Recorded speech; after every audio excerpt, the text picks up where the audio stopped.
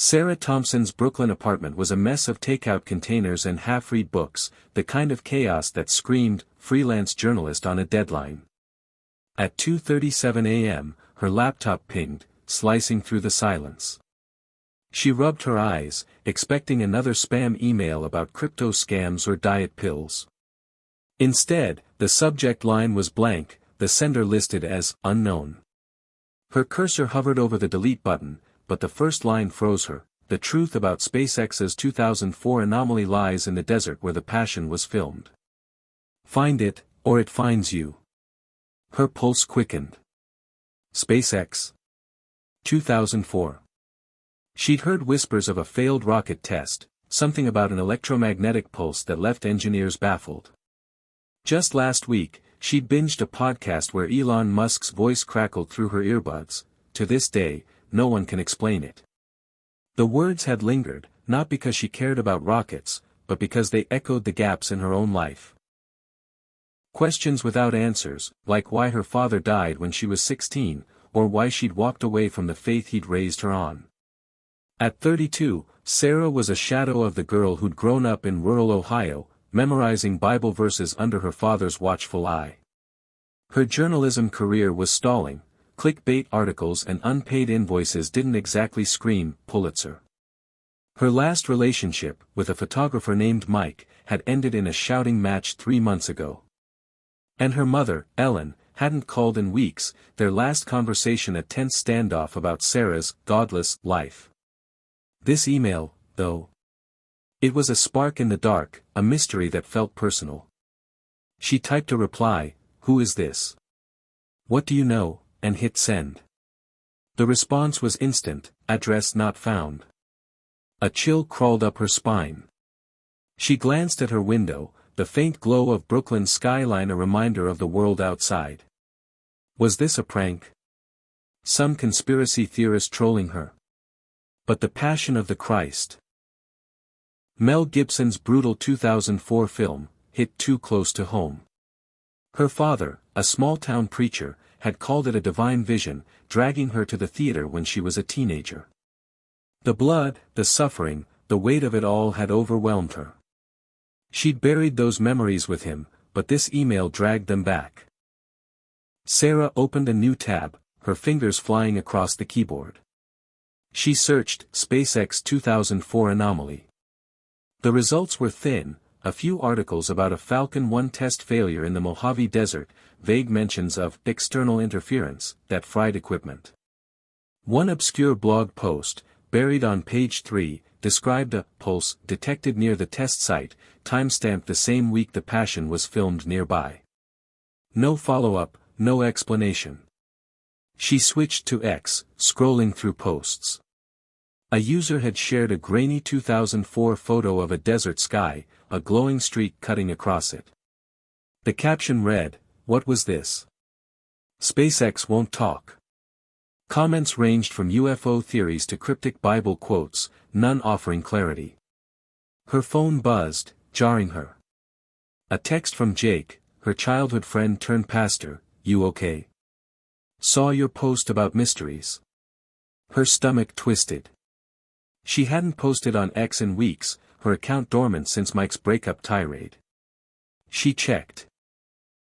No posts, no hacks, just Jake's message glowing in the dark. "Weird night," she texted back.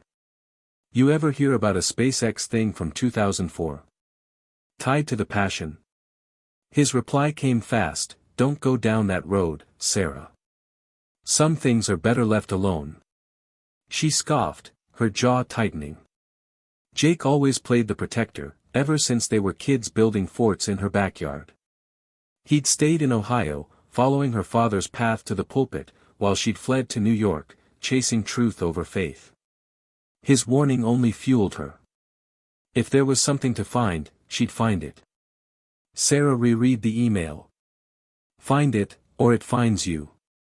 The words felt like a dare, a hook sinking into her skin. Her life was a mess, career flatlining, family distant, faith gone. Maybe this was her shot at something bigger, a story that could pull her out of the rut. She grabbed her notebook, scribbling questions. What happened in the desert? Why link SpaceX to a movie? Who sent this? The clock read 3:15 a.m.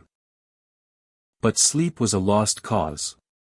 She dug deeper, pulling up old contacts from her journalism days.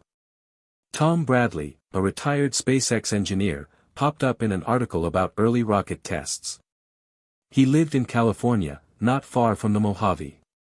If anyone knew about 2004, it was him. She fired off an email, keeping it vague, researching a story on early SpaceX. Can we talk? Her inbox stayed silent, but she wasn't deterred. Sarah leaned back, her chair creaking. The apartment felt smaller, the air heavier. She imagined her father's voice, preaching about miracles and mysteries, his eyes alight with belief. She'd rejected it all, but this email stirred something: anger, curiosity, maybe hope. What if the desert held answers, not just about SpaceX, but about her? About why she kept running from her past. She stood, pacing the hardwood floor. Her laptop glowed, the email still open. Outside, a siren wailed, a reminder of the city's restless pulse. Sarah wasn't a conspiracy nut, wasn't her father chasing divine signs. But this felt different, like a thread she had to pull. She grabbed her jacket, her mind already racing toward the Mojave, toward truth or trouble, she wasn't sure which. Hey, if you're out there, she said, half laughing at the empty room, hit subscribe and leave a comment with where you're watching from. This story might just spark a new beginning. Her voice softened, the words a quiet confession. What's one thing that always pushes you forward, even when things get tough? For Sarah, it was the need to know. She shut her laptop, the screen's glow fading to black. The desert was calling, and she was ready to answer. Hit subscribe and leave a comment with where you're watching from. This story might just spark a new beginning. What's one thing that always pushes you forward, even when things get tough? Sarah Thompson sat on her apartment floor, the cryptic email still burning in her mind. The laptop was closed now, but its words lingered like a ghost: find it, or it finds you. She rubbed her temples, trying to shake the unease. It wasn't just the mystery of SpaceX or the passion of the Christ pulling her in, it was the way it stirred memories she'd spent years burying. Her past wasn't a story she told often, not to colleagues, not to ex-boyfriends, not even to herself. But tonight, with the clock ticking past 3:30 a.m., it came rushing back. She grew up in Millfield, Ohio, a speck of a town where cornfields stretched wider than dreams. Her father, Reverend Daniel Thompson, was the heart of their small church, his sermons a blend of fire and comfort that filled the pews every Sunday. Sarah, with her pigtails and curious eyes, had been his shadow, memorizing verses and basking in his pride. "You're my little truth seeker," he'd say, ruffling her hair. But at 16, everything changed. A heart attack took him during a late-night prayer session, alone in the church. She found him the next morning, his Bible open to John 16 verse 33, "In this world you will have trouble. But take heart. I have overcome the world." The words felt like a cruel joke. Trouble came, and nothing overcame it. Her mother, Ellen, retreated into grief, her warmth replaced by a brittle silence. Sarah, angry and lost, started questioning everything: God, love, the point of it all. By 18, she'd left Millfield for NYU, trading pews for newsrooms, faith for facts. Journalism became her new religion, a way to chase truth without the baggage of belief. But the truth hadn't been kind. A string of dead-end gigs and a failed relationship with Mike, who called her too intense, left her feeling like she was still that 16-year-old girl, staring at her father's lifeless body. Sarah's phone buzzed, snapping her back to the present. Another text from Jake: "Call me. Please." She sighed. Jake Carter had been her best friend in Millfield, the boy who'd built tire swings with her and snuck her candy during sermons. He'd stayed, becoming a pastor like her father, while she ran. Their friendship had survived through sporadic texts and the occasional Christmas card, but his warning about the SpaceX mystery felt like a line drawn in the sand. She dialed his number, her thumb hesitating only a moment.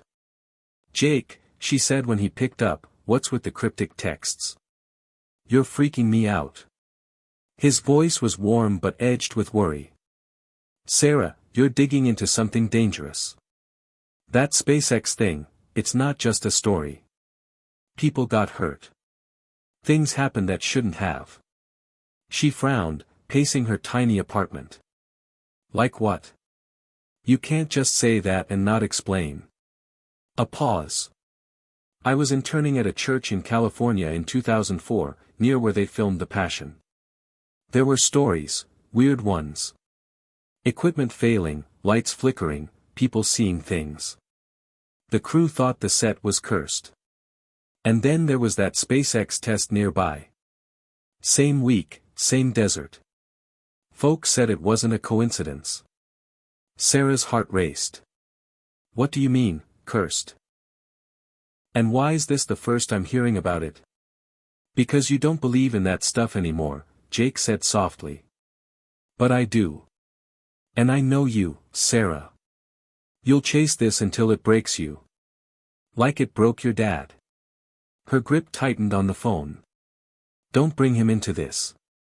"I'm sorry," Jake said, his voice cracking. But he was always chasing mysteries, too, miracles, signs, anything to prove there was more out there. "You're doing the same thing, just with a notebook instead of a Bible."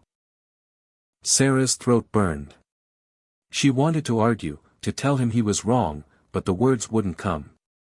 Her father had been obsessed with the unexplainable, always searching for proof of something bigger. She'd inherited that hunger, even if she traded his faith for skepticism. "I'm not him," she said finally. "I just want the truth." "Then be careful," Jake said. "Some truths aren't worth finding." She hung up, her hands shaking. The apartment felt too small, the air too thick. She crossed to her bookshelf, pulling out an old photo album she hadn't touched in years. The pages smelled of dust and memory. There was her father, grinning in his clergy collar, her mother beside him, her smile soft but real. A younger Sarah stood between them, clutching a daisy. Another photo showed her and Jake, gap-toothed and laughing, holding fishing poles by a creek. Back when life made sense. Her eyes lingered on her mother's face. Ellen hadn't forgiven Sarah for leaving, for rejecting the church that had been their family's anchor. Their last call, 3 weeks ago, had ended with Ellen saying, "You can't keep running from who you are." Sarah had hung up, too angry to reply. But now, staring at the photo, she felt a pang of guilt. What if her mother was right? What if this chase was just another way to avoid facing herself? She closed the album, her resolve hardening. The email wasn't just a mystery, it was a chance to prove she wasn't running anymore. She opened her laptop, pulling up Tom Bradley's contact info again. The retired SpaceX engineer was her next lead, and she wasn't waiting for answers to come to her. She typed another email, more insistent this time, "I know about the 2004 anomaly. I need to talk. Name your time." As she hit send, her phone lit up with a notification from X. A new post from "The Desert Hides Secrets. Ask the Preacher's Daughter." Her blood ran cold. How did they know about her father? She checked the post's replies, nothing but emojis and vague conspiracy rants. She screenshotted it, her mind racing.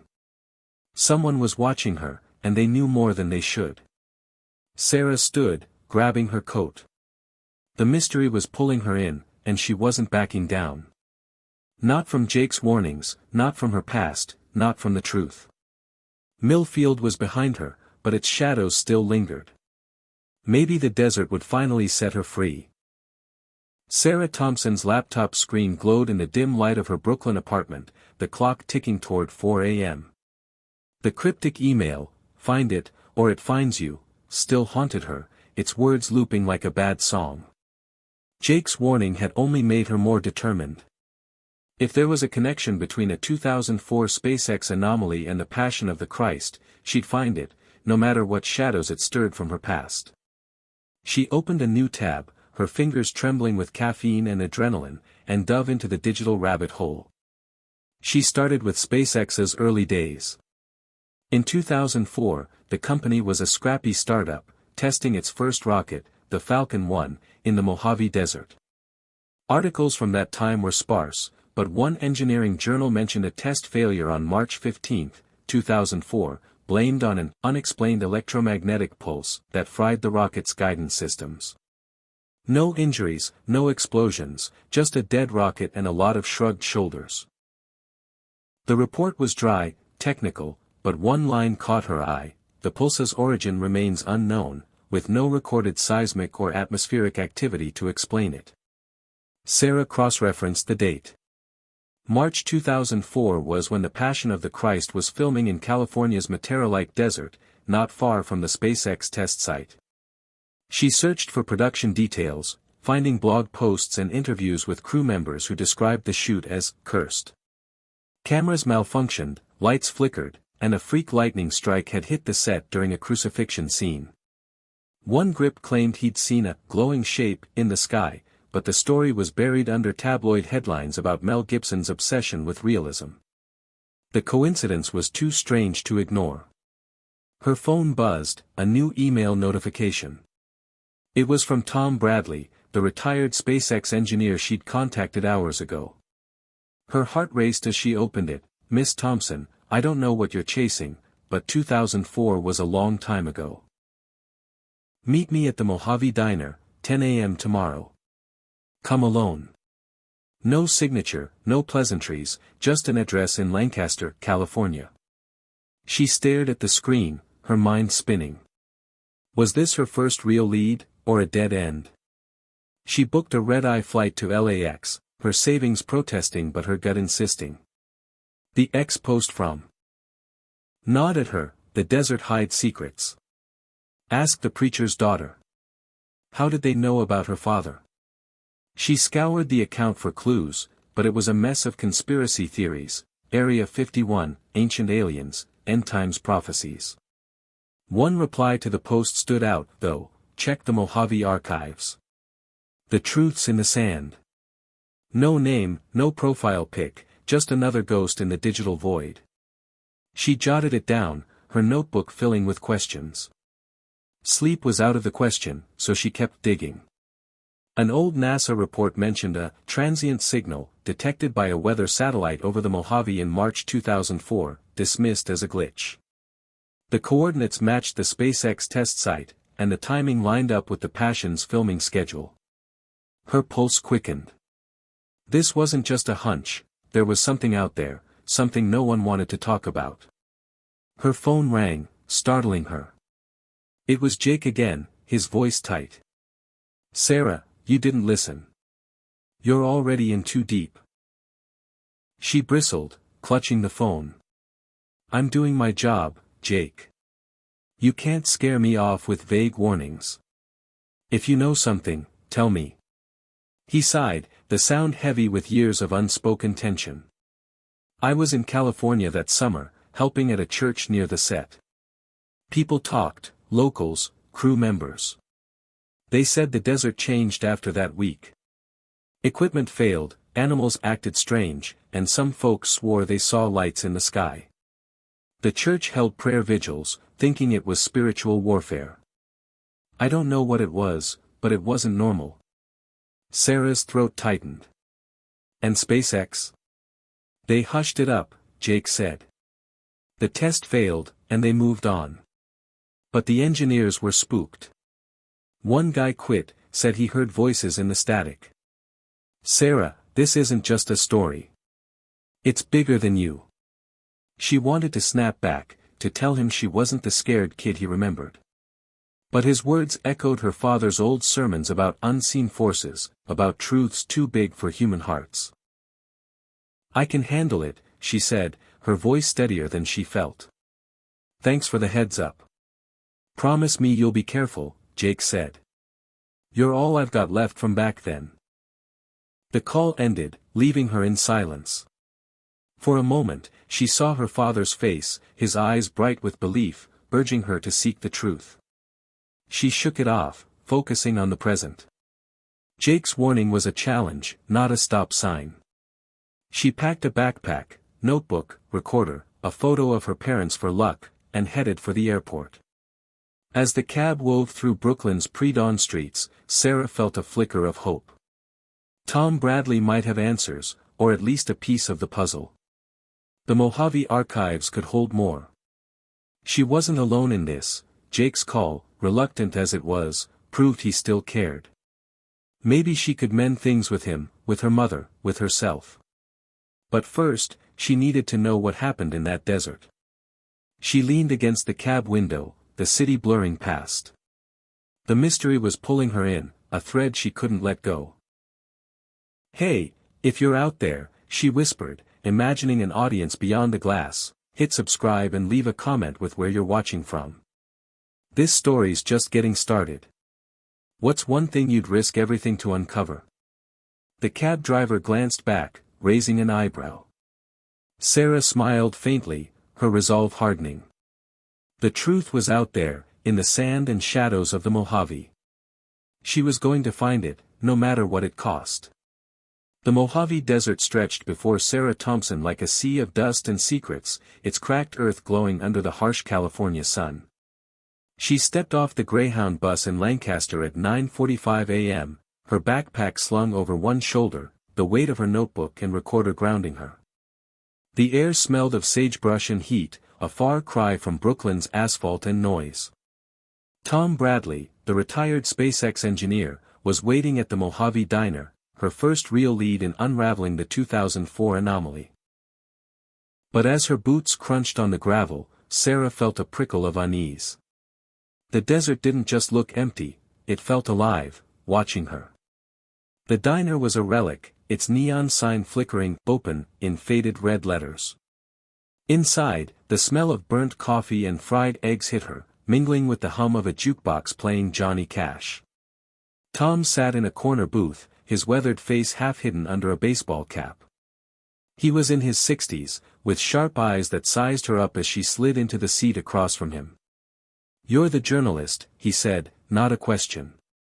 His voice was gravelly, like he'd smoked one too many cigars. "Thanks for meeting me," Sarah said, setting her recorder on the table. "I'm looking into the 2004 Falcon 1 test. The one that failed." Tom's jaw tightened. That was a lifetime ago. Why dig it up now? She leaned forward, keeping her voice low. "I got a tip. Something about an electromagnetic pulse, maybe tied to the filming of the Passion of the Christ nearby. You were there. What happened?" He stared at his coffee, stirring it slowly. "You're chasing ghosts, kid. That test was a mess, systems went haywire, data scrambled. We thought it was a solar flare at first, but the readings didn't add up. No one could explain it, not even Musk. We moved on." Sarah's pulse quickened. "But you didn't move on, did you? You quit SpaceX not long after." Tom's eyes flicked up, sharp and guarded. "You've done your homework." "Yeah, I left. Too many questions, not enough answers. Something was off in that desert. I heard things, static, voices, like the air itself was talking. Gave me the creeps."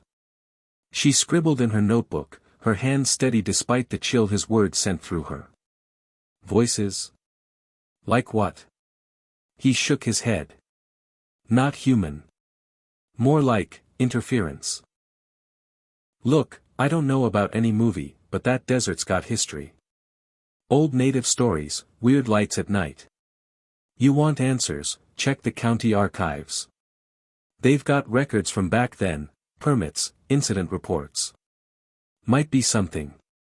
Sarah nodded, jotting down Mojave archives. "Anything else?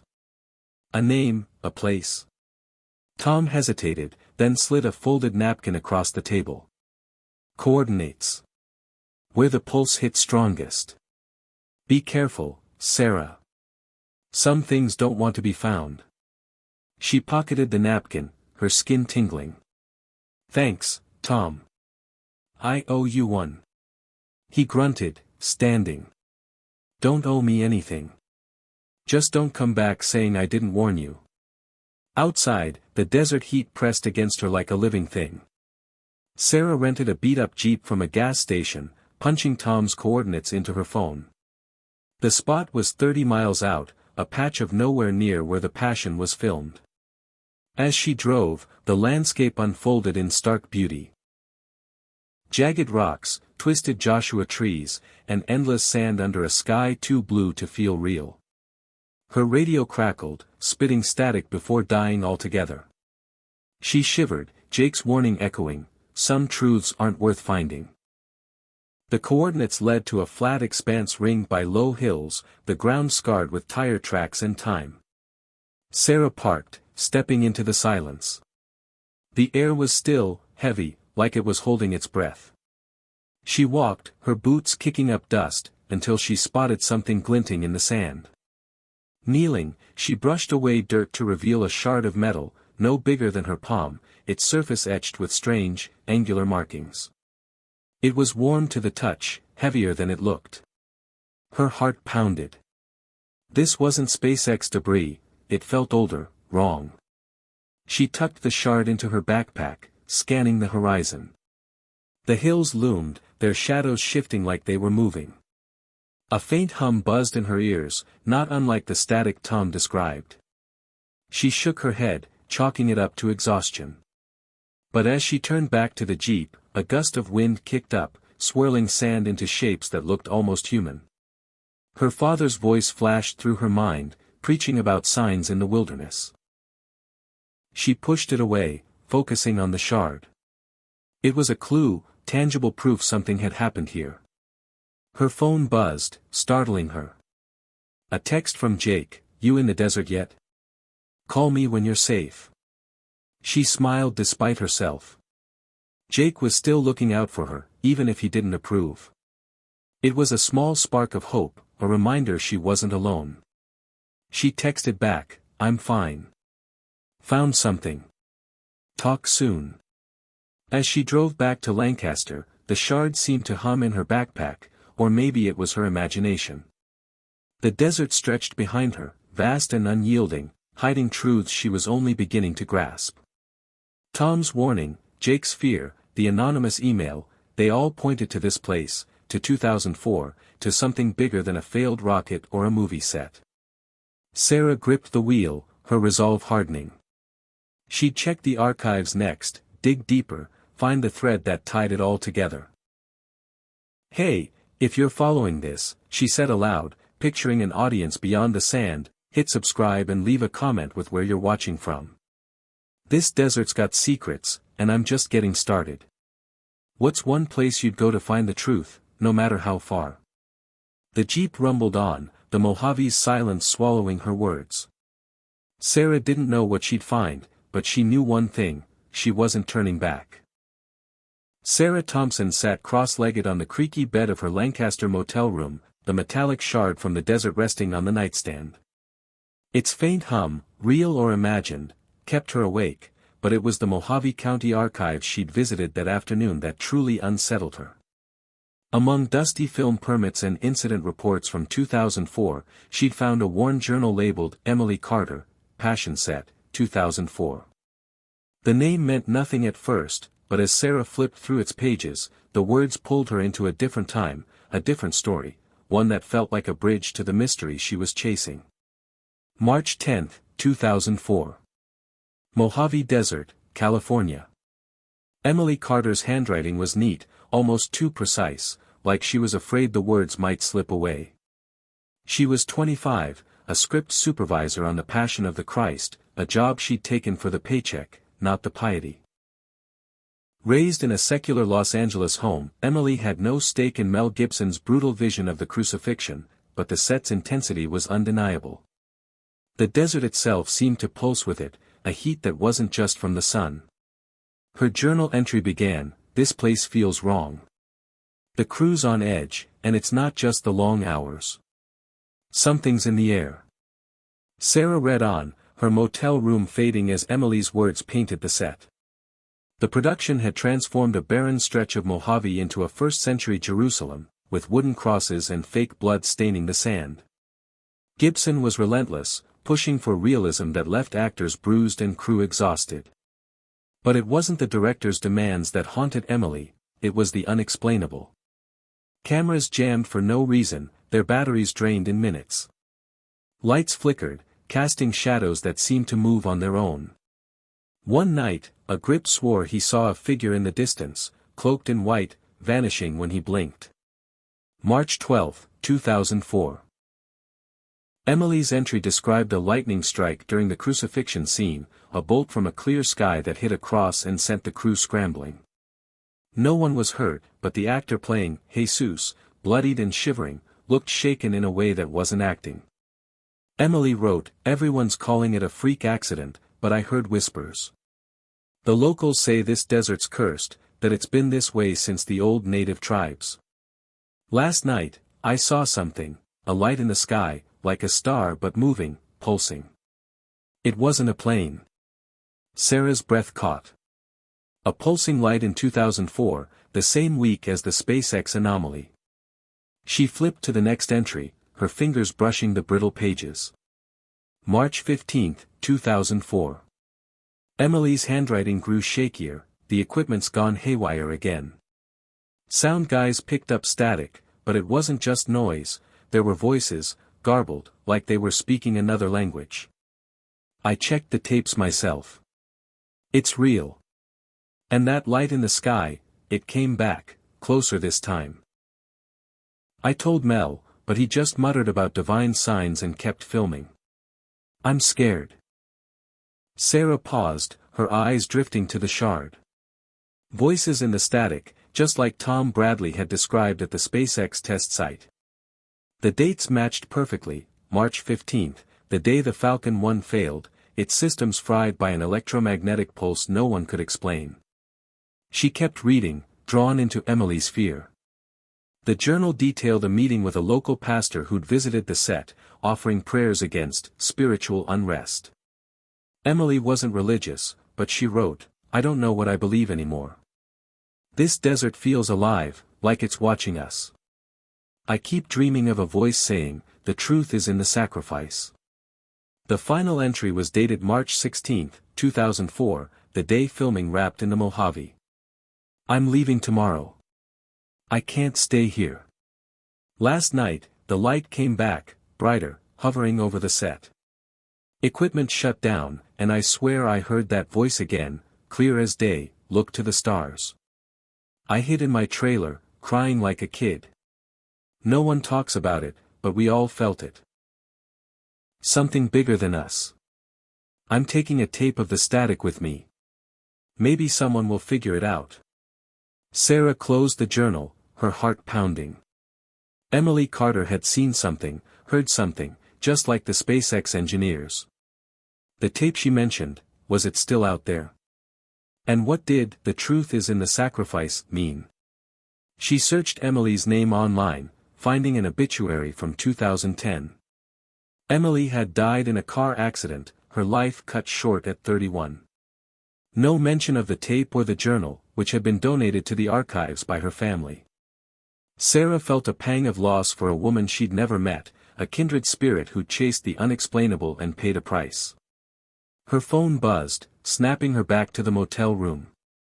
A text from Jake, "Found anything yet? I'm worried." She hesitated, then typed, "Found a journal from the Passion set. Weird stuff, lights, voices, same time as the SpaceX thing. I'm okay." His reply was quick, "Come home, Sarah. This isn't worth it." She didn't respond. Jake meant well, but he didn't understand. This wasn't just a story, it was a thread connecting her to her father, to the faith she'd lost, to a truth she needed. Sarah stood, pacing the room. The journal was a lifeline, proof the desert held secrets. She'd tracked down that tape, talked to anyone who'd worked with Emily. The shard on the nightstand gleamed faintly, its markings like a language she couldn't read. Outside, the desert stretched into the night, silent but not empty. Sarah felt its pull, a call to keep going. "Hey, if you're out there," she said, her voice steady despite the hour, "hit subscribe and leave a comment with where you're watching from. This story's getting weirder. What's one moment that changed how you see the world?" She grabbed the journal, ready for tomorrow. The desert wasn't done with her yet. Sarah Thompson sat on the edge of her motel bed in Lancaster, the desert night pressing against the window. Emily Carter's journal lay open beside the metallic shard, its strange markings catching the lamplight. The words from Emily's final entry, "Look to the stars," echoed in her mind, intertwining with the SpaceX Anomaly and the cryptic email that had started it all. Her phone buzzed, Jake's name flashing on the screen. She'd ignored his last text, but his persistence was wearing her down. She answered, bracing for another lecture. "Sarah, what the hell are you doing?" Jake's voice was sharp, tinged with the Ohio twang that hadn't faded despite his years in California. "You're out there in the middle of nowhere, chasing ghosts from 2004. This isn't a story, it's dangerous." She gripped the phone, her jaw tight. "I found something, Jake." A journal from the Passion set, written by a woman named Emily Carter. She saw lights, heard voices, the same week as the SpaceX failure. "It's real, and I'm not stopping." A long pause. "You sound like your dad," he said, softer now. "Always chasing something bigger, something you can't touch. Remember how he'd stay up all night, reading about miracles, UFOs, anything that felt like proof? You're doing the same thing, and it scares me." Sarah's chest tightened. Jake knew her too well, knew the hole her father's death had left. She stood, pacing the motel's threadbare carpet, the shard glinting in her peripheral vision. "Don't bring him into this," she snapped. "This isn't about faith or miracles. It's about facts. Something happened in that desert, and no one's talking. Not SpaceX, not the Passion crew, not even you." "I'm trying to protect you," Jake said, his voice cracking. "Back in 2004, I was at that church near the set. I heard the stories, lights in the sky, equipment failing, people freaking out. The pastor I worked for, he said it was spiritual warfare, that the desert was a battleground. I didn't buy it then, but now. Sarah, you're stirring something up. I can feel it." She stopped pacing, her breath catching. Jake wasn't prone to drama, but his words carried a weight that made her skin prickle. "What do you mean, stirring something up? You're a pastor, not a psychic." He sighed. "I know you don't believe anymore, and I get why. After your dad died, you shut it all out, God, the church, me. But I was there when you fell apart, Sarah. I saw what it did to you, running from Millfield, from your mom, from everything. This thing you're chasing, it's not just a story. It's like you're trying to prove something to him, to yourself." Her throat burned, memories flooding back. She was 16, kneeling in the church beside her father's body, his Bible open to a verse that promised victory over trouble. But trouble had won. She'd left Millfield 2 years later, her mother's tear-streaked face in the rearview mirror, Jake waving from the porch. She'd abandoned her faith, her family, her roots, chasing truth in newsrooms that never quite filled the void. Jake's words cut deep because they were true, she was chasing her father's ghost, even if she wouldn't admit it. "I'm not running anymore," she said, her voice steadier than she felt. "This is my job, Jake. I found a shard in the desert, something weird, and Emily's journal mentions a tape. If I can find it, it might explain everything, the pulse, the lights, all of it. Or it might ruin you," he said. "I checked with some folks from that church. They said a few crew members from the Passion never recovered, quit their jobs, moved away, one even ended up in a psych ward. And that SpaceX engineer you mentioned, Tom Bradley? He didn't just quit, he disappeared for a year after. People don't walk away from something like that unless it's bigger than they can handle." Sarah's hand drifted to the shard, its warmth unsettling. Then why are you so scared to tell me more? If it's that big, help me. Another pause, longer this time. Okay, Jake said finally.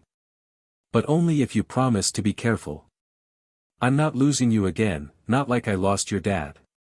The words hit like a punch. Jake had been there, too, a teenager grieving alongside her, trying to hold her together when her world collapsed. Their friendship had frayed when she left, but his voice now carried the same quiet strength that had gotten her through those dark days. A spark of hope flickered. She wasn't alone in this, not entirely. Deal, she said, a small smile breaking through. I'll call you tomorrow. Maybe you can pray for me, preacher boy. He laughed, a sound that felt like home. I never stopped. Just, don't do anything stupid, okay? She hung up, the motel room suddenly less oppressive. Jake's warning hadn't stopped her, but it had grounded her. She wasn't just chasing a story, she was chasing herself, the girl who'd once believed in something bigger. The journal, the shard, the coordinates from Tom, they were pieces of a puzzle, but they were also mirrors, reflecting her guilt, her loss, her need to know. Sarah opened her laptop, pulling up the Mojave Archives catalog. Emily's tape was out there, somewhere, and she'd find it. The desert was calling, its secrets buried in sand and time. She glanced at the shard, its markings like a challenge. Whatever happened in 2004, it had left scars, on Emily, on Tom, maybe on her. But she wasn't her father, chasing miracles to his grave. She was Sarah Thompson, and she'd face the truth head-on. Hey, if you're out there, she said, her voice firm in the quiet, hit subscribe and leave a comment with where you're watching from. This story's getting real. What's one warning you ignored that changed your life? The desert waited outside, silent and vast. Sarah wasn't sure what she'd find, but she was ready to face it. Sarah Thompson's motel room in Lancaster smelled of stale coffee and desperation, the kind that clung to her as she pored over Emily Carter's journal for the third time that morning. The metallic shard from the desert sat on the nightstand, its strange markings catching the sunlight filtering through the blinds. Jake's warning from last night echoed, this isn't just a story, but Sarah couldn't stop now. Emily's journal mentioned a tape, a recording of the static and voices from the 2004 Passion of the Christ set, and Sarah was determined to find it. The Mojave County Archives had been a dead end, their catalog listing no such tape, but a cryptic note in Emily's journal pointed to a storage unit in Palmdale, rented under her name. Sarah drove her rented Jeep through the desert's relentless heat, the horizon shimmering like a mirage. Palmdale was a dusty sprawl of strip malls and faded dreams, and the storage facility was no exception, a maze of rusted units baking under the sun. The manager, a grizzled man named Hank with a sunburned neck, barely looked up from his racing magazine when she asked about Emily Carter's unit. Paid up through 2010, he grunted, handing her a key. Family never claimed it after she passed. You a relative? Just a journalist, Sarah said, pocketing the key. Her heart raced as she navigated the rows of units, the air thick with dust and the faint hum of something she couldn't place. Unit 47 was tucked in a corner, its padlock stiff but yielding to the key. The door groaned open, revealing a clutter of boxes, old scripts, and film equipment coated in grime. Sarah's flashlight swept the shadows, landing on a small metal case labeled, Passion Set, Uncut. Her hands trembled as she opened it. Inside was a single VHS tape, its label faded but legible, March 15, 2004, sound reels. The date matched the SpaceX Anomaly, the day Emily heard voices in the static. Sarah's breath caught. This was it, the tape Emily had hidden, the one she'd risked keeping. She grabbed it, along with a few dog-eared photos of the Passion Set, actors in bloodied costumes, crosses against a stark desert sky, and one blurry shot of a glowing streak above the horizon. Her skin prickled. It looked like the light Emily described, the same one. At Truthseeker 77 had posted about on X. Back at the motel, Sarah borrowed an ancient VCR from Hank, who muttered about kids these days as he hauled it from his office. She hooked it to her laptop, using a converter to digitize the footage. The screen flickered to life, grainy and unsteady, showing the Passion set at dusk. The camera panned across wooden crosses, crew members adjusting lights, and Mel Gibson barking orders off-screen. Then, static, harsh, crackling, like a storm trapped in the tape. Sarah leaned closer, her pulse pounding. Through the static came sounds, low, guttural, like voices speaking in unison but not in English. They rose and fell, almost melodic, then sharp, like a warning. The footage cut to a wide shot of the desert, the sky a bruised purple. A light appeared, not a star or a plane, but a pulsing orb, hovering low. It flared, and the camera shook, the audio spiking into a high-pitched whine. A crew member's voice, panicked, cut through, "What the hell is that?" The tape ended abruptly, the screen going black. Sarah's hands shook as she replayed it. The orb matched Emily's journal, Tom Bradley's stories of interference at the SpaceX site, even the X-post's glowing streak. This wasn't just a coincidence, it was evidence. But of what? A UFO? A government experiment? Something spiritual, like Jake feared. She copied the footage to her laptop, her mind racing. The voices weren't human, but they felt intentional, like a message she couldn't decode. Her phone buzzed, Jake's name flashing. She answered, still staring at the frozen image of the orb. "I found it," she said before he could speak. The tape from the Passion set. "There's something on it, lights, voices, like Emily wrote about. It's real, Jake." He was silent for a moment, then, "Sarah, you need to stop. I talked to an old friend from that church. He said the Passion crew wasn't just spooked, they were targeted. Someone broke into the pastor's office after the filming, stole records about those prayer vigils. Whatever you've got, it's not safe." She gripped the phone, anger flaring. "I'm not some damsel you need to save. This tape could explain everything, the SpaceX failure, the lights, all of it. I'm not quitting because you're scared. I'm scared for you," Jake snapped. "You're so caught up in this, you're not seeing straight. You're not just chasing a story, you're chasing him. Your dad. You think this will fix what happened, but it won't." Sarah's throat tightened, his words slicing through her defenses. He was right, she saw her father in every clue, his voice in every mystery.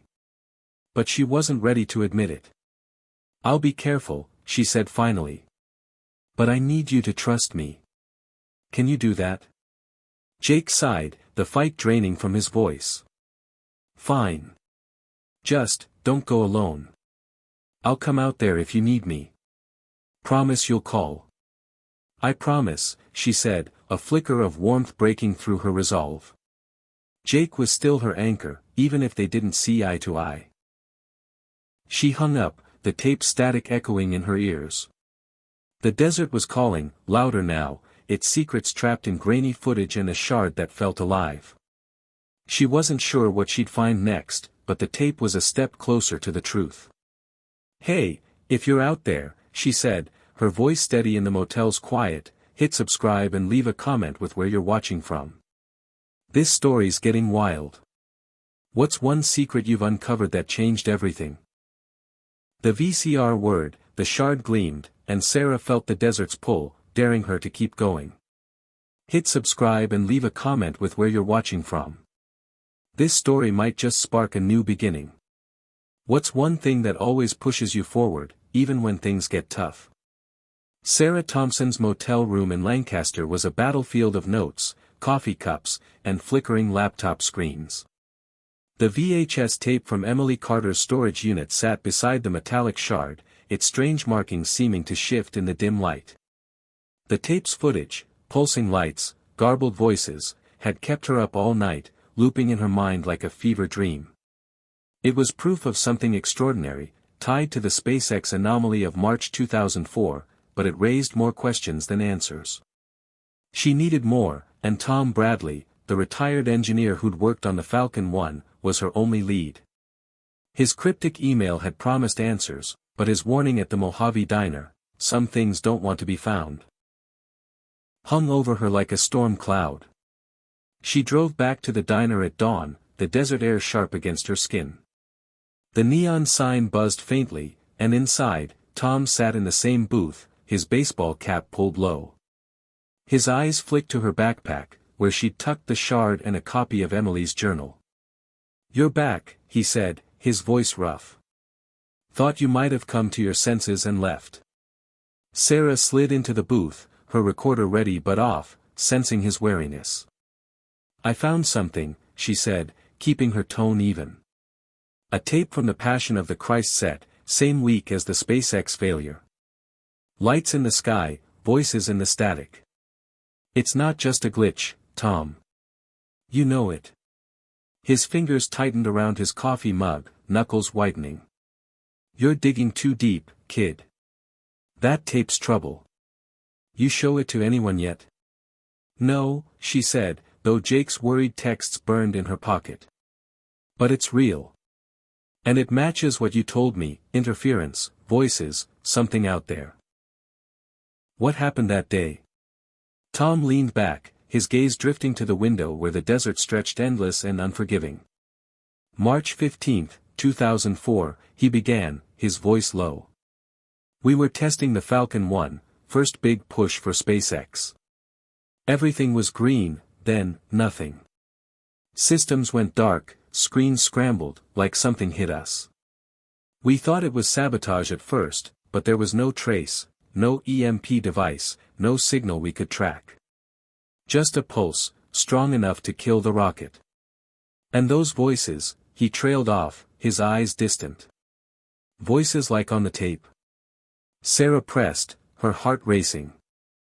He nodded, barely. "In the comms, through the static. Not English, not anything I knew. Like they were, watching us. I told the team it was interference, but I heard it again that night, in my dreams. Look to the stars," it kept saying. "I thought I was losing it." Sarah's breath caught. The same phrase from Emily's journal, written the same day. "You didn't tell anyone. Who'd believe me?" Tom snapped. Musk was pissed, investors were breathing down our necks. "We buried it, called it a hardware failure. But I couldn't shake it. I went back to the site a week later, alone. Found a spot where the sand was scorched, like something landed. And this." He reached into his jacket, pulling out a folded piece of graph paper, yellowed with age. "Coordinates, a few miles from the test site. I marked where I felt it, the hum, the weight of something watching." Sarah took the paper, her fingers brushing its brittle edges. It was a hand-drawn map, crude but precise, with a red X marking a spot near the hills where she'd found the shard. "What's there?" she asked. "Don't know," Tom said. "I didn't go. Got spooked, quit a month later. But whatever's out there, it's not ours. Not SpaceX, not the military. And it's not friendly." She leaned forward, her voice firm. "Why give this to me? Why now?" He met her eyes, his expression a mix of guilt and fear. "Because you're already in it. That tape, that shard you're carrying, I can see it in your eyes, you feel it too. The desert doesn't let go. But if you're stupid enough to keep going, you deserve to know what you're walking into." Sarah's skin prickled, the shard's warmth in her backpack suddenly heavy. "You think it's dangerous?" "I know it is," he said. "People got quiet after that test. One engineer vanished, another had a breakdown. And that movie set nearby. They had their own problems.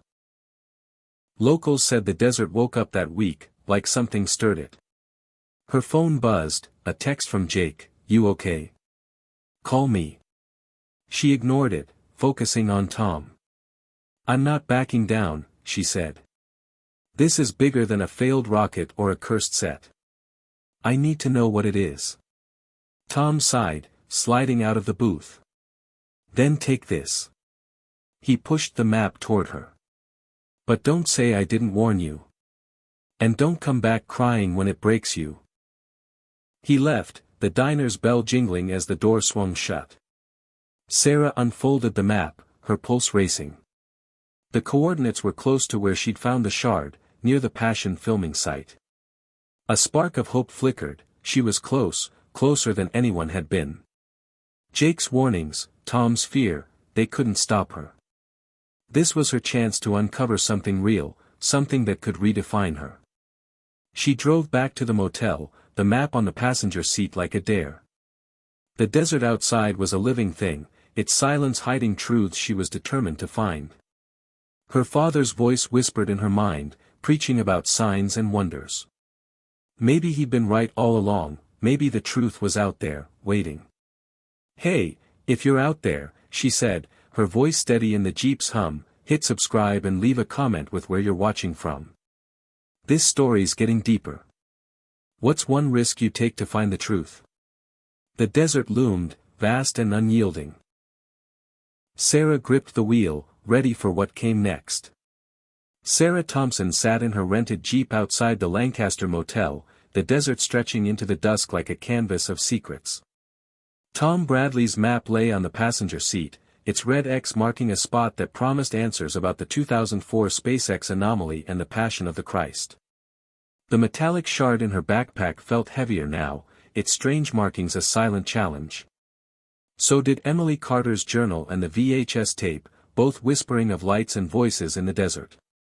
But as Sarah stared at the horizon, it wasn't the mystery pulling her under, it was her past, rising like a tide she couldn't outrun. She closed her eyes, and Millfield, Ohio, came rushing back. She was 16, sitting in the front pew of her father's church, the air thick with the scent of polished wood and candle wax. Reverend Daniel Thompson stood at the pulpit, his voice a warm thunder, preaching about miracles in the modern world. God speaks in signs, he'd said, his eyes bright with conviction. In the stars, in the wind, in the unexplainable. Look for them, Sarah, and you'll find truth. She'd hung on every word, her notebook filled with doodles of comets and crosses, dreaming of a world where mysteries meant something. But then he was gone. A heart attack at 42, slumped over his desk in the church office, his Bible open to a verse that promised victory but delivered only silence. Sarah had found him, her screams echoing through the empty sanctuary. The funeral was a blur of casseroles and condolences, her mother Ellen retreating into a shell of grief, her warmth replaced by a cold faith Sarah couldn't share. By 18, Sarah had fled to New York, trading her father's sermons for journalism classes, his miracles for facts. She'd buried her faith with him, but the hunger for truth remained, a ghost she couldn't shake. Now, in the desert, that ghost felt closer than ever. The shard, the tape, the voices, they echoed her father's obsession with the unexplainable, his late-night talks about UFOs and divine signs. Was she chasing his dream, or her own? Jake's words from their last call stung, "You're trying to prove something to him." She hated how right he was. Her phone buzzed, snapping her back to the present. The screen showed Mom, a name she hadn't seen in weeks. Sarah's heart clenched. She hadn't spoken to Ellen since their last fight, when her mother accused her of running from God. She almost let it go to voicemail, but something, guilt, maybe, or longing, made her answer. Sarah. Ellen's voice was soft, hesitant, like she was testing the waters. Jake called. Said you're in California, chasing some story. You okay? Sarah swallowed, the desert silence amplifying her mother's words. I'm fine, Mom. Just, working. Ellen sighed, a sound heavy with years of unspoken pain. You sound like your father. Always working, always searching. He'd be proud, you know, but he'd worry, too. Like I do. The words hit like a fist. Sarah gripped the steering wheel, her eyes stinging. I'm not him, she said, her voice sharper than intended. I'm not chasing miracles. I'm chasing facts, a SpaceX test that went wrong, weird stuff on a movie set. It's real, Mom, not some sermon. I know, Ellen said, her tone gentle but firm. But you're his daughter. You've got his fire, his need to know. I lost him to it, Sarah. I don't want to lose you, too. Sarah's throat tightened. She saw her mother's face, lined with grief, standing in their Millfield kitchen, baking pies for church suppers while Sarah read her father's old books. They'd been close once, before loss built a wall between them. I'm not lost, she said finally. I'm just, trying to understand. There's something out here, Mom. A tape, a shard, voices no one can explain. It's connected to 2004, to Dad's kind of mysteries. Ellen was quiet for a moment. He always said the desert was where God tested faith. Maybe you're finding yours again, even if you don't see it. Just promise me you'll come home, whatever happens. Sarah's chest ached, a flicker of hope breaking through. Her mother's words weren't approval, but they were a bridge, a chance to mend what was broken. I promise, she said, her voice soft. I'll call you soon. She hung up, the desert's dusk wrapping around her like a cloak. The map on the seat, Tom's coordinates, felt like a dare. Her father's voice echoed, preaching about signs in the wilderness, about truths hidden in the stars. She'd rejected it all, but now, with the shard's warmth in her backpack and Emily's tape burning a hole in her mind, she wondered if he'd been right. Not about God, maybe, but about something bigger, something waiting in the sand. Sarah started the Jeep, the engine's rumble a counterpoint to her racing thoughts. The archives, the tape, Tom's map, they were pieces of a puzzle, but so was her past. Her father's faith, her mother's worry, Jake's warnings, they were all part of this, pushing her forward even as they pulled her back. She wasn't sure what she'd find at those coordinates, but she felt alive, more than she had in years. The desert was her crucible now, and she was ready to face it. Hey, if you're out there, she said, her voice steady in the Jeep's hum, hit subscribe and leave a comment with where you're watching from. This story's personal now. What's one memory that keeps you going, even when you want to quit? The desert loomed, its shadows deepening. Sarah drove toward the unknown, her father's ghost-riding shotgun. Sarah Thompson's Jeep bounced over the Mojave's rutted trails, the desert sun blazing high as she followed Tom Bradley's hand-drawn map. The red X marked a spot deep in the hills, miles from the Passion of the Christ filming site and the 2004 SpaceX test failure. The metallic shard in her backpack seemed to hum, a faint vibration that matched the pulse of her nerves. Emily Carter's journal, the VHS tape's eerie footage, and Tom's warnings swirled in her mind, but it was her mother's voice from last night, maybe you're finding your faith again, that pushed her forward. This wasn't just about a story anymore, it was about facing the ghosts she'd carried since Millfield. The landscape grew wilder as she drove, Joshua trees twisting like sentinels against a sky so blue it hurt to look at. The map led to a narrow canyon, its walls jagged and streaked with red, like wounds in the earth. Sarah parked, her boots crunching on gravel as she stepped out. The air was heavy, the silence oppressive, broken only by a faint hum that seemed to come from everywhere and nowhere. She checked the coordinates again, 33.582, minus 117.924. This was it. Her heart pounded, a mix of fear and exhilaration. Whatever happened in 2004, it started here. She hiked into the canyon, the map clutched in one hand, a flashlight in the other. The shard in her backpack felt warmer, heavier, as if it knew where she was going. The path narrowed, the walls closing in until she spotted a crevice, half hidden by a tumble of rocks. It wasn't on the map, but something about it, maybe the way the shadows seemed to pulse, drew her in.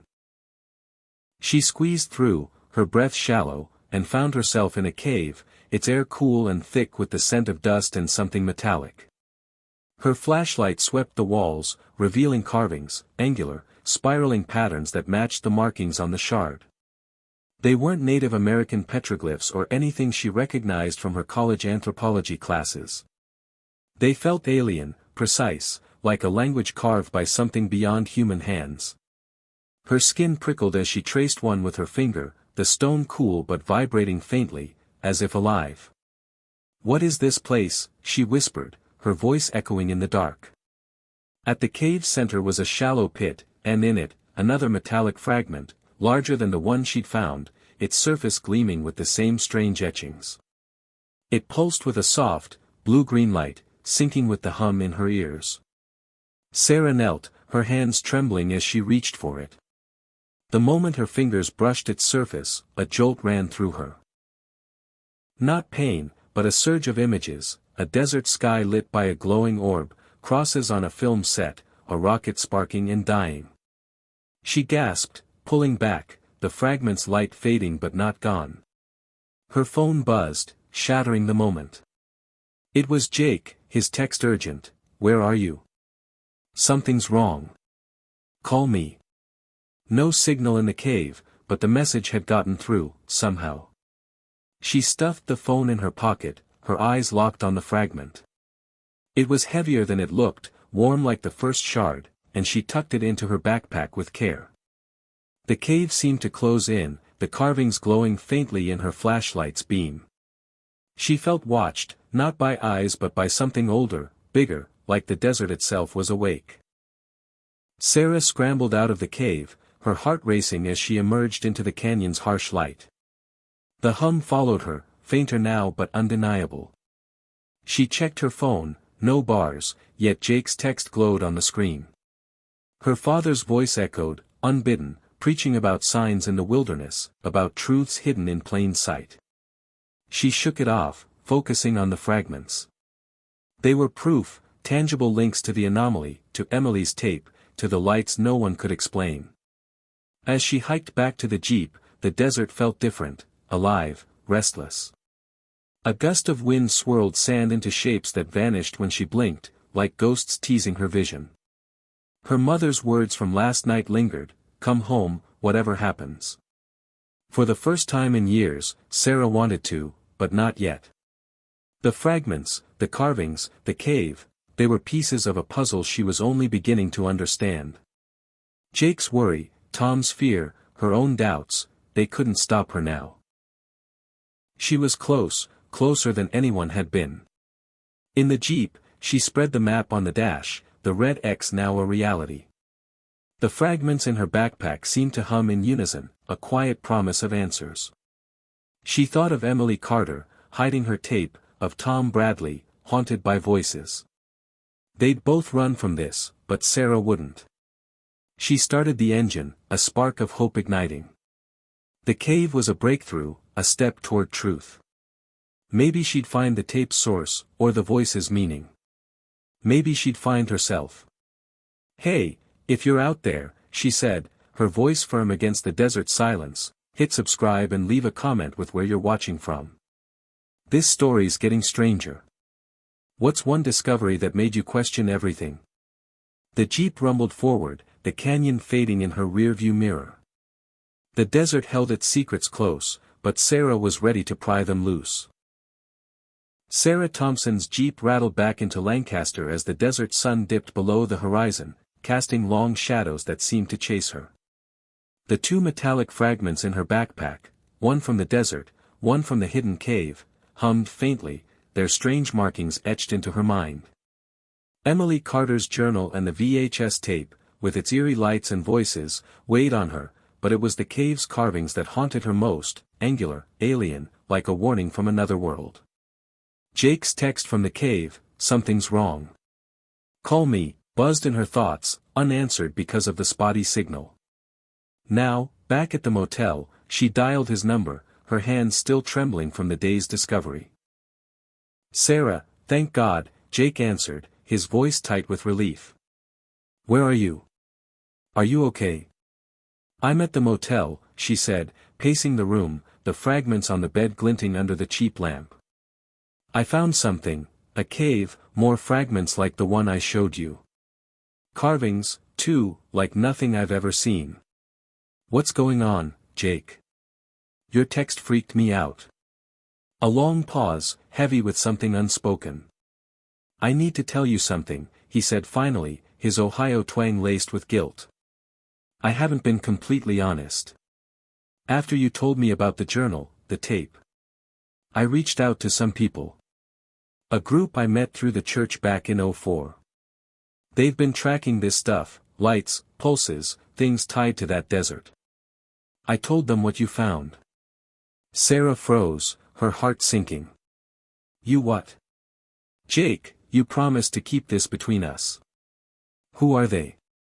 They call themselves the Watchers, he said, his voice low. Not a cult, just people who've seen things, like I did that summer. They think what happened in 2004 wasn't random. They're worried you're stirring something up, something dangerous. They asked me to keep tabs on you. Betrayal hit like a slap. Sarah sank onto the bed, the fragments hum suddenly louder in her ears. You've been spying on me. Reporting my every move. Jake, I trusted you. I wasn't spying, he snapped, then softened. I was scared, Sarah. For you. These people, they know things. They've got records, witnesses, stuff even you haven't found. They think the desert's alive, that what you're chasing isn't just a story. It's bigger. I thought I was protecting you. Her anger flared, memories of their childhood flooding back, Jake covering for her when she snuck out, promising to always have her back. But this felt different, like a line crossed. Protecting me by going behind my back. You sound like my mom, telling me to quit. I thought you were on my side. I am, he said, his voice breaking. But you're not seeing it. That tape, those fragments, they're not just clues. They're warnings. The Watchers say people who dig too deep disappear, or worse. Like Emily Carter. Like that engineer, Tom Bradley, who went off the grid. I couldn't let that happen to you. Sarah's throat tightened. She wanted to scream, to hang up, but his words echoed her own fears. Emily's obituary, Tom's haunted eyes, they were shadows of what she might become. Yet the fragments, the cave, the tape, they were real, pulling her closer to a truth she couldn't ignore. You should have told me, she said, her voice quieter now. I'm not a kid anymore, Jake. I can handle this. I know, he said. I messed up. I can't lose you, Sarah. Not after your dad. Your family. The words cracked something open in her, a mix of pain and warmth. She saw Jake at her father's funeral, 17 and awkward, holding her hand as she cried. He'd been her anchor then, and despite his betrayal, he was trying to be now. A spark of hope flickered, she didn't have to do this alone. Okay, she said finally. No more secrets. If you want to help, come out here. Work with me, not some shadowy group. He hesitated, then, deal. I'll catch a flight tomorrow. But you've got to promise me something, too, no going off alone until I get there. Those fragments, that cave, they're not safe. Sarah glanced at the fragments, their faint glow unsettling. Fine, she said. But we're finding that tape source, and what those carvings mean. Together. Together, Jake echoed, a hint of his old grin in his voice. Just like old times, right? She smiled despite herself, the tension easing. Yeah, like when we stole cookies from Mrs. Harper's kitchen and thought we were master criminals. He laughed, and for a moment, they were kids again, not a journalist and a pastor caught in a desert mystery. Sarah hung up, her anger fading into resolve. Jake's betrayal stung, but his willingness to join her was a lifeline. The fragments, the tape, the cave, they were pieces of something bigger, and she was closer than ever. Her father's ghost lingered, his sermons about signs and wonders now intertwined with the desert secrets. She wasn't running anymore. She was fighting. Sarah packed her notebook, the map, and Emily's journal, ready for tomorrow. The watchers, whoever they were, had their own agenda, but she had Jake, and maybe, just maybe, a chance to mend what was broken. The desert was waiting, and so was the truth. "Hey, if you're out there," she said, her voice steady in the motel's quiet, "hit subscribe and leave a comment with where you're watching from. This story's getting messy. What's one betrayal you forgave, and why?" The fragments hummed softly, the desert silence a challenge. Sarah was ready to answer it. Sarah Thompson's motel room in Lancaster felt like a pressure cooker, the air thick with the hum of the two metallic fragments and the weight of Jake's confession. He'd be arriving from Ohio tomorrow, ready to help despite his betrayal with the mysterious watchers. The fragments, Emily Carter's journal, the VHS tape with its eerie lights and voices, they were pieces of a puzzle that grew more complex with every step.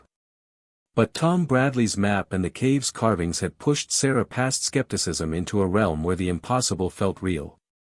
Her next lead was Dr. Rachel Lee, a physicist Tom had mentioned in passing, someone who'd studied the 2004 anomaly before vanishing from academic circles. Sarah found her through an old Caltech profile, now working at a small research lab in Pasadena. If anyone could make sense of the fragments, it was her. The drive to Pasadena was a blur of desert highways and fast food coffee, the fragments in Sarah's backpack seeming to pulse with every mile. Rachel's lab was tucked in an industrial park, a nondescript building with a faded sign reading, Lee Analytics. Inside, the air buzzed with the hum of servers and the faint smell of ozone. Rachel Lee was in her 50s, her dark hair streaked with gray, her eyes sharp behind wire-rimmed glasses. She greeted Sarah with a handshake, her grip firm but wary. "Tom Bradley sent you," she said, "not a question. He warned me you're stubborn." Sarah managed a half-smile, setting her backpack on a cluttered workbench.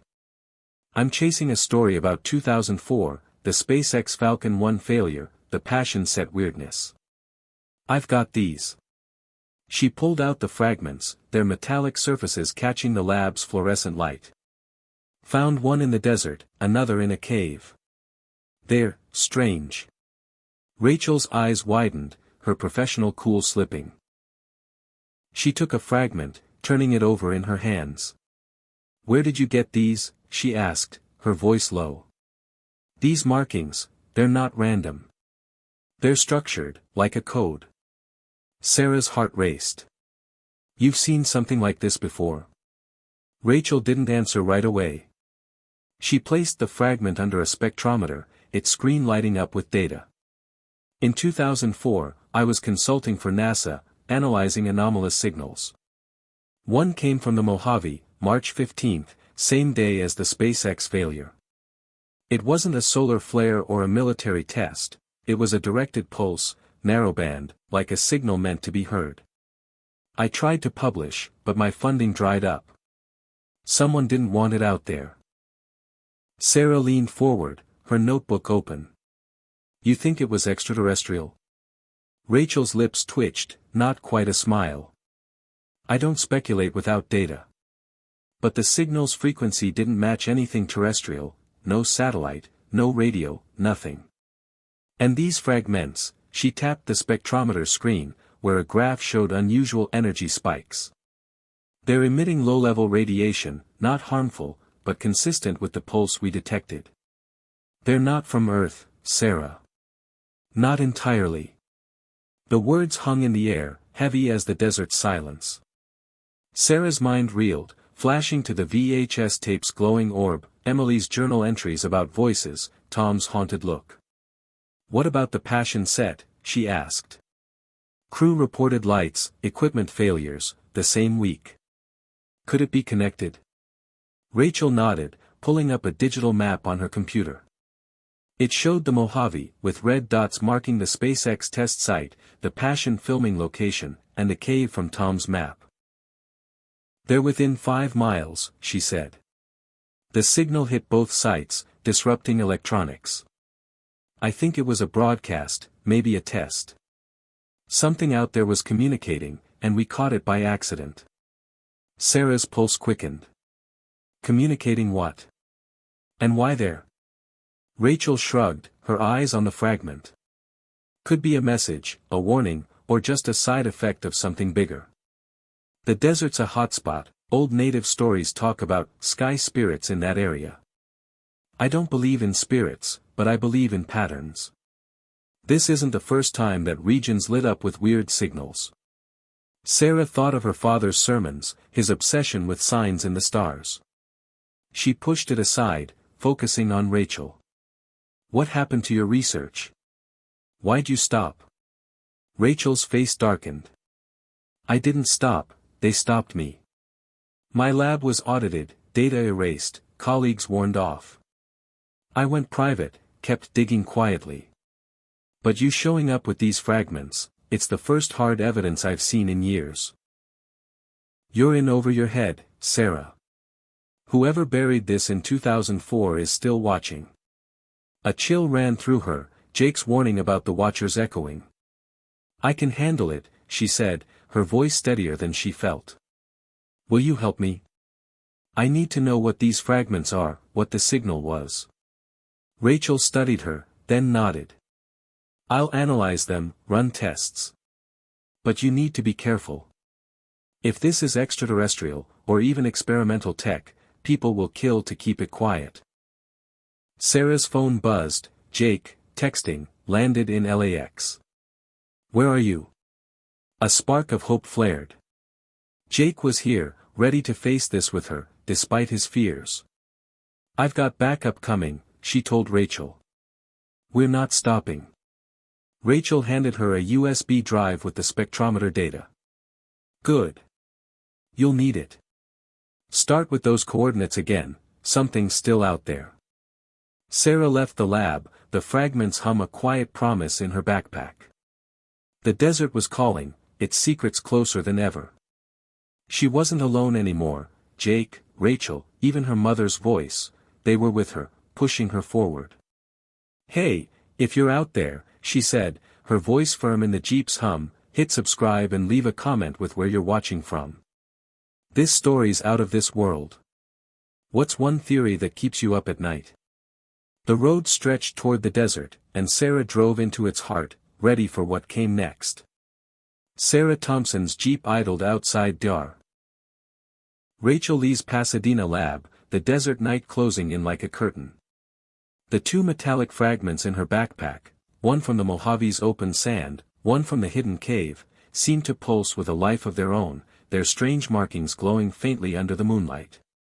Rachel's revelation, that the 2004 SpaceX Anomaly might be tied to an extraterrestrial signal, had shaken Sarah, but it was Jake's arrival that grounded her.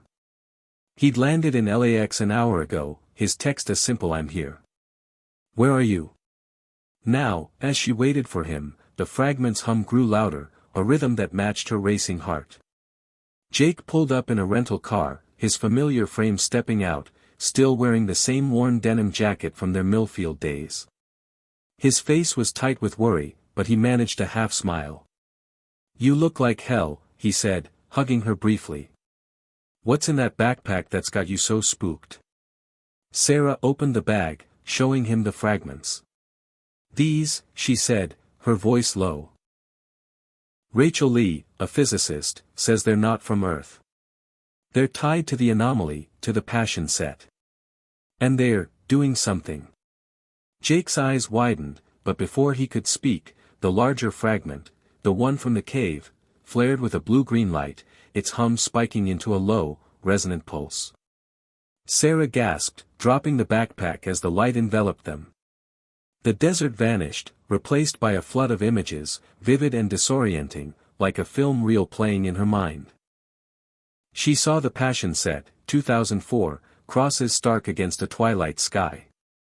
Crew members scrambled as lights flickered, a glowing orb hovering above. The scene shifted to the SpaceX test site, engineers shouting as the Falcon 1 sparked and died, static crackling with garbled voices. Then, a memory, her father, Reverend Daniel Thompson, in his Millfield church, preaching about signs in the stars, his voice warm and certain. The truth is in the sacrifice, he said, his eyes locked on hers. The vision changed, and she was 16, kneeling beside his body, his Bible open, her screams echoing in the empty sanctuary. Sarah's knees buckled, Jake catching her as the light faded. Her chest heaved, tears streaming down her face. The fragment's pulse slowed, but the words lingered, "The truth is in the sacrifice." The same phrase from Emily Carter's journal, now spoken by her father in a vision that felt too real. "What was that?" she whispered, her voice shaking. Jake's face was pale, his hand steadying her. "I saw it too," he said. "The set, the rocket, and your dad.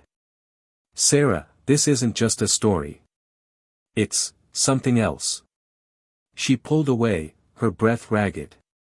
The fragments lay on the ground, their glow dim but alive. Her father's death, her lost faith, the guilt she'd carried for years, it all crashed over her like a wave. She'd run from Millfield, from God, from her mother, because she couldn't face the void he'd left. But now, the desert, the fragments, the visions, they were forcing her to confront it. "He's gone," she said, her voice breaking. "Why is he in this? Why now?" Jake knelt beside her, his voice soft. "Maybe he's not gone. Maybe this is his way of reaching you. You've been running from him, from faith, but this, whatever it is, it's pulling you back." Sarah's throat burned. She saw her father's face, his belief in something bigger, his sermons about miracles in the ordinary. She'd rejected it all, choosing facts over feelings, but the fragments were blurring that line. The visions weren't just memories, they were a message, tying the anomaly to the passion set, to her father's words. "I don't know what I believe anymore," she admitted, her voice barely audible. "But I can't stop. Not now." Jake squeezed her shoulder, a spark of hope in his eyes. "Then we keep going. Together. Whatever this is, alien, divine, something else, we'll face it. You're not alone." Sarah nodded, wiping her tears. The fragment's hum was a quiet promise now, not a threat. She picked them up, their warmth steadying her. The visions had shaken her, but they'd also clarified something. This wasn't just about SpaceX or a movie set. It was about her, her father, the faith she'd buried. The desert was a crucible, and she was being forged in it. Her phone buzzed, a text from Rachel, "Preliminary tests done. Fragments are emitting a signal, low frequency, like a beacon. Come back tomorrow." Sarah showed Jake, her resolve hardening. "We're going back to the cave," she said. "With Rachel's data, maybe we can figure out what's sending this signal." Jake nodded, his fear tempered by determination. "Okay. But we're doing this smart. No more solo trips." Sarah managed a small smile, the weight of her grief lighter with him there. The fragments, the visions, the desert, they were terrifying, but they were also a path forward. She wasn't running anymore. She was chasing, not just for answers, but for herself. "Hey, if you're out there," she said, her voice steady despite the tears, "hit subscribe and leave a comment with where you're watching from. This story's hit me hard. What's one moment that made you face your past?" The desert stretched into the night, its secrets pulsing like the fragments in her hands. Sarah wasn't sure what lay ahead, but for the first time, she felt ready. Sarah Thompson's motel room in Lancaster was a fortress of paranoia, the door double-locked, the curtains drawn tight. The two metallic fragments, Emily Carter's journal, and the digitized VHS tape sat on the desk, their presence a silent dare. Last night's visions, her father's face, the passion set, the SpaceX failure, had left her raw, her lost faith and grief laid bare. Jake sat across from her, his eyes scanning the room like he expected shadows to move. The fragment's faint hum filled the silence, a reminder of the truth they were chasing, now closer but more dangerous than ever. Dr. Rachel Lee's text about the fragments emitting a beacon-like signal had set Sarah's nerves on edge, and she'd arranged to meet her again in Pasadena. But first, she needed answers, real ones, not visions. Her laptop pinged with an email from an anonymous sender, the subject line stark, "Stop now." Her heart sank as she opened it. You're closer than you know, but you're not safe. The 2004 Mojave events were classified. The fragments, the tape, they're not yours to keep. Walk away, or we'll take them. No signature, no trace, just like the first email that started this. Sarah showed Jake, her hands trembling. They know what I have, she said. Someone's watching us. Jake's jaw tightened. The Watchers. My contacts from the church. Maybe, Sarah said, her mind racing. Or someone bigger. Rachel said her research was shut down in '04, funding cut, data erased. What if it was the government? Before Jake could respond, a crash came from the motel's parking lot. Sarah rushed to the window, peering through a crack in the curtains. Her Jeep's driver's side window was shattered, glass glinting on the asphalt. Her stomach dropped. She grabbed her backpack, checking the fragments, journal, and USB with the tape's footage, all still there. But when she reached for her notebook, it was gone, along with Tom Bradley's map. They took my notes, she whispered, panic rising. Everything I wrote about the cave, the coordinates, Rachel's data. Jake pulled her back from the window, his voice low. We need to move. Now. They checked out in a hurry, Sarah clutching her backpack as they piled into Jake's rental car. The drive to Pasadena was tense, the desert's vastness no longer a mystery but a threat. Sarah's phone buzzed with another text from Rachel, get here fast. Found something on the fragments. She showed Jake, her resolve hardening despite the fear. Whoever's doing this, they're scared, she said. That means we're close. Rachel's lab was a haven of blinking monitors and organized chaos. She greeted them with a grim nod, her glasses reflecting the glow of a screen displaying the fragment's energy readings. You look like you've seen a ghost, she said, eyeing Sarah's pale face. What happened? Sarah recounted the break-in, the missing notebook, the anonymous email. Rachel's expression darkened. That's not a coincidence, she said, pulling up a classified document on her computer, its edges redacted. I dug into old DARPA files, don't ask how. In 2004, the Department of Defense was monitoring the Mojave 4 anomalous signals. They knew about the pulse that hit SpaceX and the Passion set. They called it Project Sentinel, a Black Ops program to investigate extraterrestrial tech. My research was collateral damage, they shut me down to keep it quiet. Sarah's pulse raced. Extraterrestrial? You're saying the government thinks these fragments are alien? I'm saying they don't know what they are, Rachel said. But they're willing to bury anyone who gets close. Your break-in. Classic intimidation. They want you to stop. Jake leaned forward, his voice steady. What about the fragments? You said you found something. Rachel nodded, placing the larger fragment under a scanner. Its surface pulsed, the markings glowing faintly. They're not just emitting a signal, they're responding to one. There's a frequency in the Mojave, low level, still active. It's coming from the coordinates you gave me, Sarah, the cave. I think it's a beacon, and these fragments are part of it, like keys to a lock.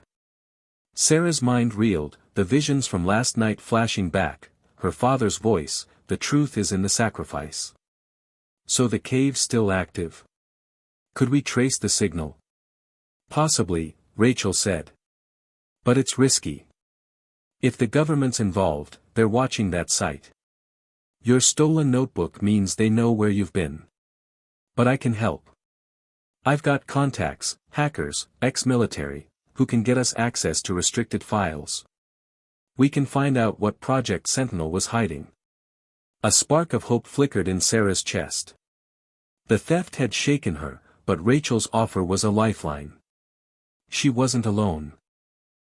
Jake was here, Rachel was on board, and even her mother's call had given her strength.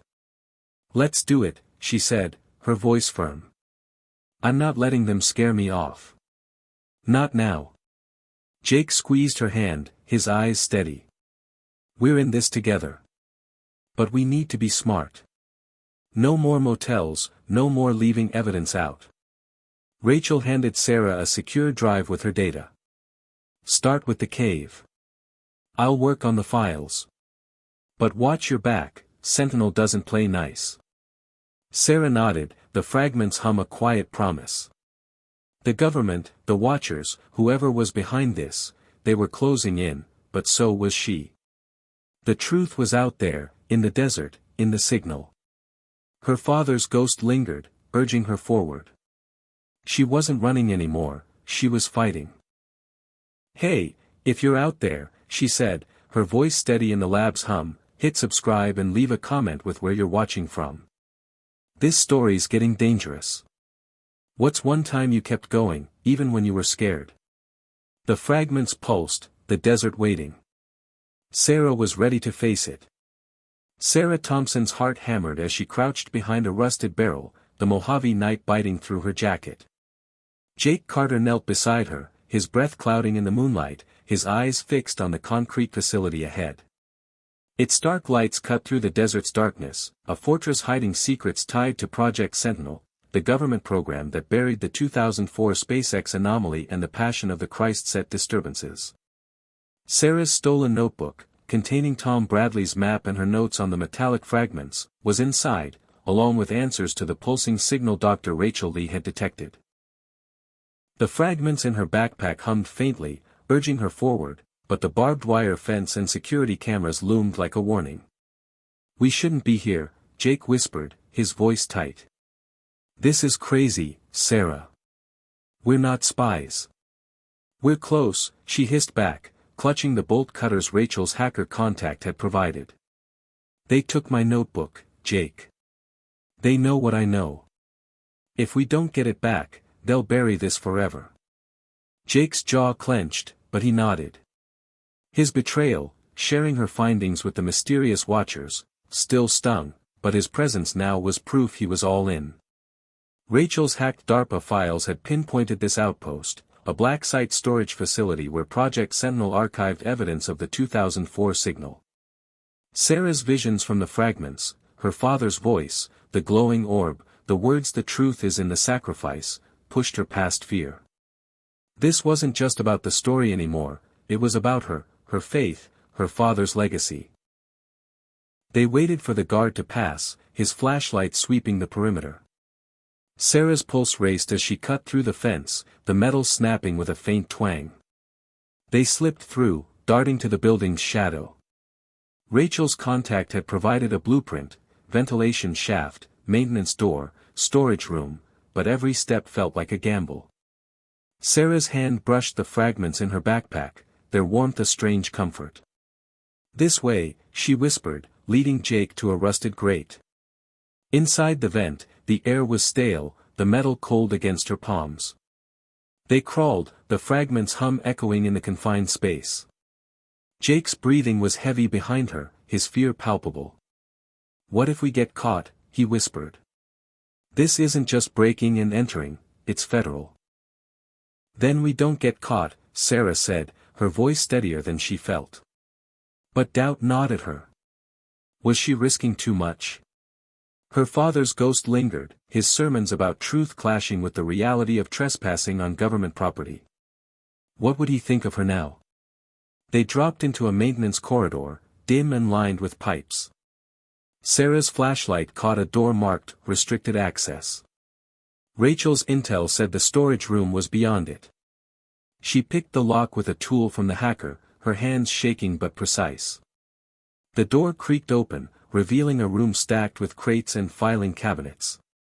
A computer terminal glowed in the corner, its screen asking for a password. Sarah cursed under her breath, Rachel hadn't mentioned this. Try Sentinel, Jake suggested, his voice tense. She typed it, and the screen unlocked, revealing a database labeled Project Sentinel, Mojave 2004. Her heart raced as she scrolled. Reports on the SpaceX failure, the Passion set disruptions, even Emily Carter's name, flagged as unstable witness. One file mentioned recovered artifacts, with photos of fragments like hers, labeled unknown origin. Another described the signal as non-terrestrial, potentially communicative. Before she could download it, footsteps echoed outside. Jake grabbed her arm, pulling her behind a crate. Two men entered, their voices low but sharp. "The journalist's getting too close," one said. "Her notebook's already flagged. If she's got fragments, we need to move fast." Sarah's blood ran cold. They knew about her, about the fragments. She clutched her backpack, the hum louder now, almost urgent. Jake's eyes met hers, wide with fear. She mouthed, "Stay calm." But her mind raced, should they run, or keep searching? The notebook was here, somewhere, and with it, proof of the cover-up. The men left, and Sarah sprang to the crates, rifling through files. She found her notebook in a sealed bag, Tom's map tucked inside. Relief flooded her, but it was short-lived. A siren blared, lights flashing red. "We're made," Jake hissed, grabbing her arm. They bolted for the door, but a guard blocked the corridor, his hand on his holster. "Stop right there," he shouted. Sarah froze, her mind flashing to her father's death, her mother's plea to come home. Was this worth it? The fragments pulsed, as if answering. She raised her hands, but her voice was steady. "We're not here to steal. We just want the truth." The guard hesitated, his eyes flicking to her backpack. "You don't know what you're messing with," he said, but his tone wavered, like he was scared, too. Jake stepped forward, hands up. "Let us go. No one needs to get hurt." For a moment, time stretched. Then the guard lowered his gun, just enough. "Get out. Now. And don't come back." Sarah didn't wait, she grabbed Jake, sprinting for the vent. They crawled out, adrenaline burning, and stumbled into the desert night, the facility's lights fading behind them. In the jeep, Sarah clutched the notebook, her breath ragged. They'd escaped, but the guard's fear, the database's secrets, it was all too big. Yet a spark of hope flickered. Rachel's offer to dig deeper, Jake's loyalty despite the danger, they were with her. The fragments hummed, a reminder of the truth still out there. "Hey, if you're out there," she said, her voice shaky but resolute, "hit subscribe and leave a comment with where you're watching from. This story's a fight now. What's one risk you took that was worth it?" The desert stretched dark and silent, but Sarah wasn't done. Sarah Thompson's hands trembled as she gripped the steering wheel, the Mojave Desert stretching into the dawn like a promise kept. Jake Carter sat beside her, his face etched with exhaustion but steady with resolve. The backpack between them held the metallic fragments, Emily Carter's journal, the VHS tape, and Sarah's recovered notebook, its pages filled with truths too big to contain. Last night's break-in at the Project Sentinel facility had nearly cost them everything, but they'd escaped with evidence that tied the 2004 SpaceX Anomaly and the Passion of the Christ set disturbances to a cosmic signal, a beacon, Dr. Rachel Lee had called it, possibly extraterrestrial. Now, back in Pasadena, Sarah was ready to expose it. Rachel's lab was a hive of activity, monitors glowing with data from the fragments. Sarah handed her the stolen reports, her voice steady despite the weight of what they'd done. "These confirm it," she said. The government knew the 2004 pulse was non-terrestrial. They buried it under Project Sentinel, silenced witnesses like Emily, spooked engineers like Tom Bradley. "We can't let them keep this quiet." Rachel scanned the documents, her eyes narrowing. "This is explosive," she said. "The signal's frequency matches the fragment's emissions, and the cave you found, it's a focal point, like a receiver. But publishing this, it'll make us targets." Jake leaned forward, his pastor's calm grounding the room. "It's not just about us. People deserve to know. Emily didn't die for nothing. Neither did Sarah's dad." Sarah's throat tightened at the mention of her father. The visions from the fragments, his voice saying the truth is in the sacrifice, had forced her to face her grief, her lost faith. She nodded, her resolve hardening. I'll write the story. Every detail, SpaceX, the passion set, the cover-up. We'll release it online, open source, so they can't bury it again. Rachel hesitated, then handed Sarah a secure drive with her analysis. I'm in. My contacts can amplify it, hackers, journalists, even some ex-DARPA folks. But you need to move fast. Sentinel's already on your trail. Sarah spent the day in Rachel's lab, drafting the article. Her fingers flew across the keyboard, weaving together Emily's journal, the VHS tapes footage, Tom's testimony, and Rachel's data. The story traced the 2004 signal from the Mojave Cave to the SpaceX failure and the Passion Set's eerie phenomena, suggesting a cosmic intelligence trying to communicate. She wrote about the fragments, their pulsing energy, and the visions that had cracked open her past. By dusk, the piece was ready, titled The Mojave Signal, The Truth They Hid. Jake read it over her shoulder, his voice soft. Your dad would have loved this. He always said truth was a light in the dark. Sarah smiled, tears pricking her eyes. I hope so. They uploaded the article to a secure server, Rachel's contacts spreading it across X, independent news sites, and encrypted forums. Within hours, it went viral, trending with hashtags like hashtag Mojave Signal and hashtag SpaceX Anomaly. Comments flooded in, skeptics, believers, conspiracy theorists, but Sarah felt a weight lift.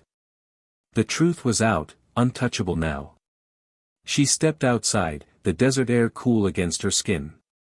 Her phone buzzed, her mother's name on the screen. Sarah's heart clenched, she hadn't called Ellen since their last talk, when her mother urged her to come home. She answered, bracing herself. Sarah, Ellen said, her voice warm but fragile. Jake sent me your article. I read it, all of it. I'm so proud of you. Sarah's breath caught. You're not mad. It's not exactly a church-approved story. Ellen laughed softly, a sound Sarah hadn't heard in years. Your father would have been over the moon, aliens, signals, mysteries. He always said you'd find your way. I was wrong to push you away. Come home, Sarah. Please. Tears spilled down Sarah's cheeks, the desert blurring around her. I will, Mom. Soon. I needed to do this. For Dad, for me. I know, Ellen said. I love you. I love you too, Sarah whispered, hanging up. She looked at the stars, brighter now in the desert's vastness. Her father's ghost felt close, not a weight but a warmth. She'd spent years running from his faith, his mysteries, but this journey had brought her back, not to his church, but to his courage, his belief in something bigger. The fragments had shown her that, and she was at peace. Jake joined her, his shoulder brushing hers. You did it, he said. The world's listening. We did it, she corrected, her smile small but real. The fragment's hum was faint now, like a song fading. She didn't know if the signal was alien, divine, or something else, but it had changed her. She'd learned to face her past, to fight for truth, to lean on those who loved her. That was enough. Hey, if you're out there, she said, her voice steady under the stars, hit subscribe and leave a comment with where you're watching from. This story's mine now, and it's over. What's one truth you found that set you free? The desert sighed, its secrets shared. Sarah was ready to go home. Hit subscribe and leave a comment with where you're watching from. This story might just spark a new beginning. What's one thing that always pushes you forward, even when things get tough?